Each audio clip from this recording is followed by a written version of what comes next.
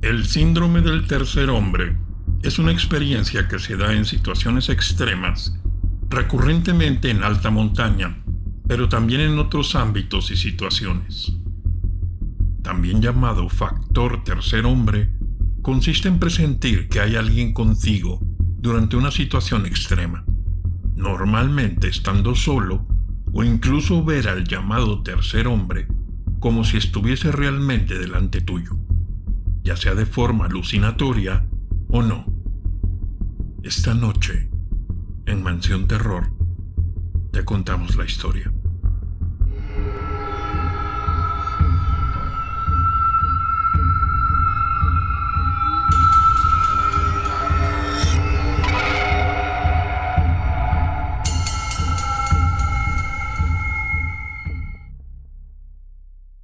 Monte Everest, Expedición Británica, 1933. Frank Smithy, un alpinista inglés, lanzaba junto a Eric Shipton la segunda y última cometida hacia la cumbre más alta del mundo. 20 años antes de que Edmund Hillary y Tenzing Norgay se convirtieran en los primeros alpinistas en lograr la preciada cima. El tramo final de la expedición se volvió un desastre casi desde el principio. Debido a desacuerdos en el equipo, no se logró levantar un campamento en el campo 5, por lo que tuvieron que lanzar las dos acometidas a la cumbre desde el campamento 4. La primera, protagonizada por Lawrence Wager y Percy Wynne Harris, era en principio para confirmar si uno de los escalones en la ruta que estaban abriendo era escalable. Durante sus investigaciones, se toparon con el pitón de Andrew Irving tirado en una piedra. Irving había desaparecido en 1924 en el Everest, sin que se llegase a saber si hizo cima o no. Al regresar con la información, se lanzaron Frank Smithy y Eric Shipton. Al poco rato, se levantó una ventisca. Shipton, aquejado de mal de altura, fue incapaz de continuar e informó a Smithy que regresaba al campamento 4. Smithy siguió escalando en solitario, aparentemente sin prestar atención a lo que le decía Shipton. A unos 300 metros debajo de la cima, agotado, sin fuerzas y casi sin aliento, Frank se dio cuenta de que iba a tener que abortar e iniciar el descenso. Se paró, metió la mano en el bolsillo para coger una tableta de chocolate, la partió en dos y giró el brazo ofreciendo la mitad a su compañero. Todavía con el brazo extendido, al ver que no cogía el chocolate, se dio la vuelta tan solo para darse cuenta de que estaba completamente solo. Había llegado a los 8.570 metros en solitario, pero creyendo todo el tiempo haber estado atado por una cuerda de seguridad a alguien justo detrás suyo, que si en cualquier momento resbalaba, le aguantaría la caída. Además, Smithy declaró que durante la ascensión había mirado varias veces atrás para comprobar que su compañero seguía bien, creyendo ver su silueta. Esta fue la primera experiencia de factor tercer hombre documentada en el Everest. Uno de los primeros relatos de síndrome de tercer hombre, y que dio pie a que otros sujetos que habían experimentado algo similar decidieran contar sus casos abiertamente, apareció en el libro South Sur de Sir Ernest Shackleton. Durante la primera fase de la malograda expedición imperial transantártica, entre 1914 y 1917, en la que se intentaba cruzar el polo sur de costa a costa, Shackleton vio su barco, el Endurance, atrapado en hielo antes de llegar al polo en el mar de Weddell. Tras varios meses, la presión del hielo dañó seriamente el casco de la nave, teniendo que ser abandonada. Fue entonces cuando Shackleton decidió regresar con 5 hombres para pedir socorro a Georgia del Sur, una isla cercana al polo, habitada en su litoral norte por estaciones balleneras. tras lograr desembarcar en medio de un temporal en la costa sur, escogió a 2 de sus hombres para cruzar andando 51 kilómetros de montañas heladas en medio de la tempestad de nieve. La hazaña, una infernal caminata de 36 horas, solo repetida de nuevo en 1955, fue descrita en el libro South, donde Shackleton declaró que a pesar de estar acompañado de 2 hombres, tuvo durante todo el trayecto la sensación de ir con un tercero. 3 semanas después, los 2 compañeros comentaron con Shackleton que habían tenido la misma sensación de no ir solos y que habían notado algo que los estaba guiando.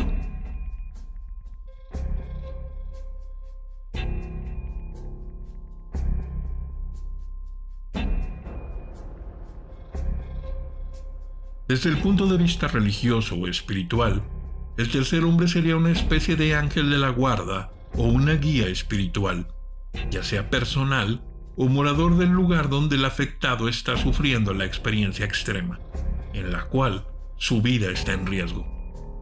En un momento dado, el guía se aparece al sujeto, ya sea en forma de percepciones o sensaciones de presencia, en las que sientes que alguien está a tu lado, aunque no lo puedas ver, o incluso de forma claramente visual, en la que el individuo ve perfectamente que hay una persona a su lado hablando con él. El guía generalmente suele reconfortar al sujeto, simplemente haciendo que no se sienta solo e indicándole cómo salir de su mala situación, salvando así su vida. En el caso de un montañista que clava la rodilla en el suelo, sin fuerzas para seguir caminando, el guía espiritual le daría fuerza moral para que se levante y convencerlo que tiene que descender, incluso indicándole el camino correcto a seguir. Los Sherpas tienen su propia explicación religiosa. El Sherpa Pemba Dorji estableció el récord de la ascensión más rápida al Everest el 21 de mayo del 2004 con 8 horas y 10 minutos. 3 días después de atacar de nuevo la cima desde el Collado Sur, se topó con un grupo de escaladores muertos congelados en la nieve. Dorji declaró que vio varias sombras de personas abalanzándose hacia él con las manos extendidas, al parecer suplicando que les diese algo de comida. Para los Sherpas, la figura del tercer hombre son espíritus de escaladores fallecidos, atrapados en la montaña sin saber que están muertos, y que no descansarán en paz hasta que reciban un enterramiento apropiado. En esta misma línea se recoge una historia en el libro Savage Summit de Jennifer Jordan, que narra las expediciones de 5 mujeres al K2. Entre ellas está la de Wanda Rutkiewicz, la escaladora polaca que se convirtió en la primera mujer en alcanzar esta cima en 1986 sin oxígeno suplementario y sobreviviendo a un desastre en el descenso, en el que perecieron los 2 líderes de la expedición, la pareja Liliane y Maurice Barrard. Rutkiewicz falleció intentando lograr su 98000 en el Kanchenjunga en 1992. Fue vista por última vez viva acampando a mucha altitud en la cara noroeste de esta montaña. Muy debilitada y tocada mentalmente, un montañista que se cruzó con ella no logró convencerla de que descendiera. Desapareció y su cuerpo nunca fue encontrado. Días después, una amiga de Wanda, Eva Matuszewska, recibió una llamada a medianoche. Al descolgar el teléfono, se encontró hablando con la propia Rutkiewicz, a quien le preguntó a ver dónde estabas, que estaban muy preocupados por ella. Generalmente los escaladores suelen llevar teléfonos vía satélite para este tipo de llamadas. La voz de Rutkiewicz respondió: tengo frío, mucho frío, pero no llores, todo irá bien. Matuszewska insistió: ¿pero cuándo vas a volver? A lo que Wanda respondió: ahora no puedo, y la línea se cortó. ¿Acaso fue una llamada de un espíritu atrapado en la montaña?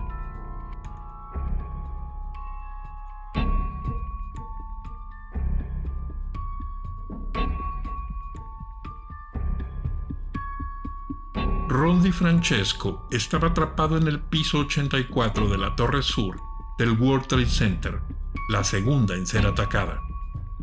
Huía por las escaleras, pero se vio con el paso cortado por el fuego y tuvo que agacharse en el suelo para poder respirar debido al humo. De repente, escuchó como alguien le llamaba por su nombre y le decía que se levantara. Notó como si le agarraran del brazo y le siguieran corriendo escaleras abajo atravesando 3 pisos en llamas. En el piso 76 dejó de percibir la presencia del guía, como si le dejase marchar porque ya se veía la salida.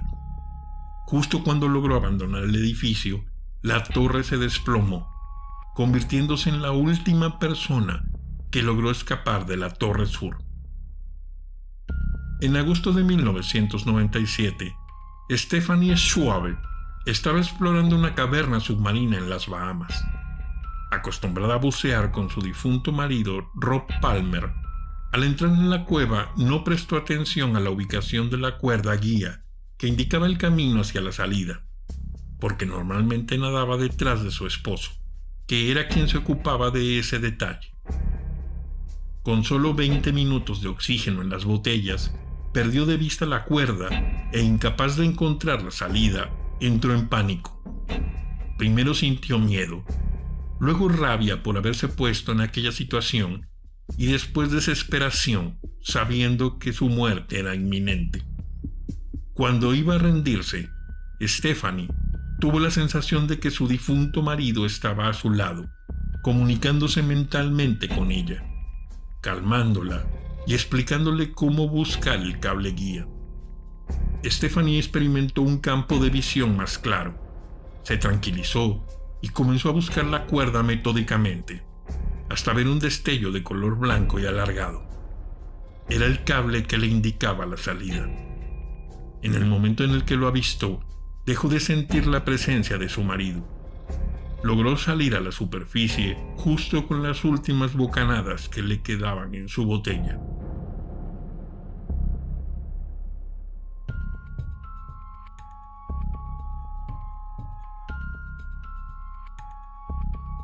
Lejos de descartar al tercer hombre como algo paranormal, la ciencia ha estudiado el fenómeno, ofreciendo varias explicaciones. John Grisby Geiger publicó en el 2009 un libro titulado The Third Man, donde se recogían varios casos. Un estudio categorizó los grupos de individuos en los que se daban con más frecuencia casos del tercer hombre. El grupo más recurrente es el de los escaladores de alta montaña. El segundo más común es el de los náufragos que quedan a la deriva en el mar en pequeñas embarcaciones. Y el tercero son los exploradores polares. Otras situaciones extremas en las que se han encontrado casos de tercer hombre son buceadores que quedan atrapados bajo el agua y logran salir.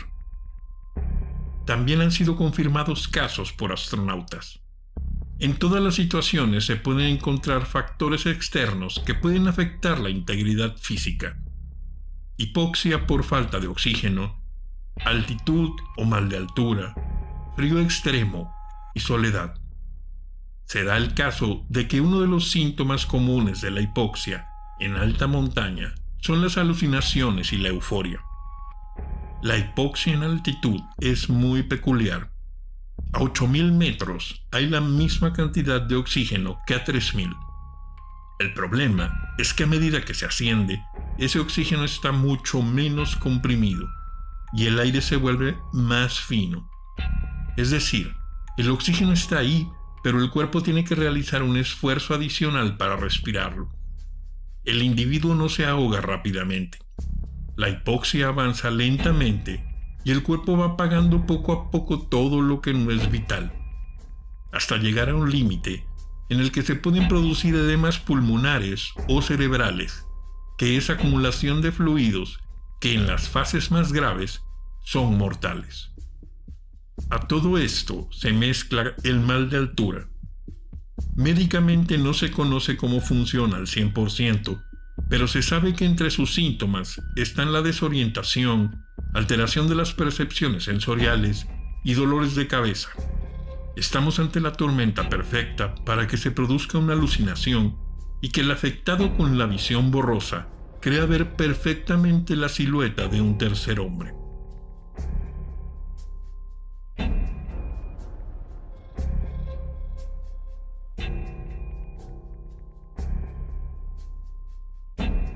Puede que el cerebro se ponga a realizar cálculos o a recordar datos de forma inconsciente e intente salvar la vida de su propietario, creando una alucinación o percepción, ya que, dada la mala situación física del afectado, tal vez sea el único estímulo que le haga reaccionar. Desde este punto de vista, es más probable que el individuo se mueva si cree que tiene delante a la Virgen María, indicándole la salida, y puede que esto sea un proceso cerebral más. En la montaña, desde luego que, si estás en una situación de altitud por encima de los 2.500 metros y de repente crees ver o hablar con un individuo que no debería estar presente en ese lugar, lo más recomendable es comenzar a descender inmediatamente. Sin prisas, porque probablemente ya estés entrando en un proceso de mal de altura, pero sin demorarte más de la cuenta. A largo plazo, la única solución viable para este proceso de mal de altura e hipoxia es descender lo antes posible. ¿Es el fenómeno del tercer hombre una simple alucinación? ¿O por el contrario, es una manifestación extracorpórea que acude en nuestra ayuda cuando más lo necesitamos? Es una pregunta para la que no tenemos una respuesta. Si te ha gustado el video, no olvides suscribirte, darle like y comentar. Y recuerda que nos veremos en la siguiente historia.